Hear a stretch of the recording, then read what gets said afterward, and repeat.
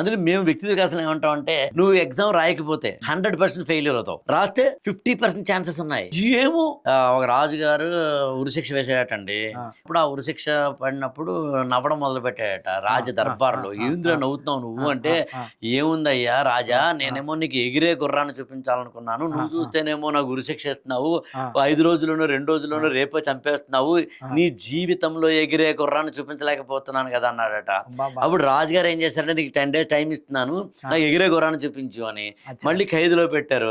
రాజుగారు ఆర్డర్ చేశారు, వీడికి అన్ని సకల భోగాలు ఇవ్వండి, అన్ని అవకాశాలు ఇవ్వండి, వాడు ఏది అడిగితే ఇవ్వండి, వాడు ఎగిరే గుర్రాన్ని చూపిస్తాడు. కాబట్టి మంత్రి గారు వద్దన్నారు. సార్ వాడు ఏదో పితలాటకం పెడుతున్నాడు. సర్లేరు 10 రోజులు కదా, 9 రోజుల వరకు వాడు పడుకునే ఉన్నాడు. యాక్చువల్గా 9th డే నాడు వాడు అంటే మొత్తం తోటి ఖైదీలరే, నువ్వేమో ఎగిరే గుర్రాన్ని చూపిస్తానన్నావు, అప్పుడే 9 రోజులు అయిపోయింది, రేపే నీ గురుశిక్ష, నువ్వు ఏం ఇంతవరకు ఏం చేయలేదు.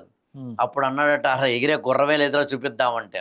ఊరి ఎగిరే గుర్రమే లేదా, మరి ఎందుకు అన్నావురా అంటే, ఏమోరా ముందైతే నా యొక్క ఈ దాన్ని పోస్ట్ పోన్ చేయించా, ఈ పోస్ట్ పోన్ అయిన దాంట్లో రాజుగారు చచ్చిపోతే మనందరినీ వదిలేయచ్చు, రాజుగారి కొడుకు కనుక రాజ్యం తీసుకుంటే మనందరినీ వదిలేయవచ్చు, లేదా బయట నుంచి ఎవరైనా శత్రు రాజు కన్నా మన మీద యుద్ధానికి వస్తే కనుక మన రాజుగారు ఓడిపోతే మనందరినీ కూడా వదిలేయవచ్చు, లేదా జైలు కూలిపోవచ్చు, ఇంకోటి ఏం జరగచ్చు.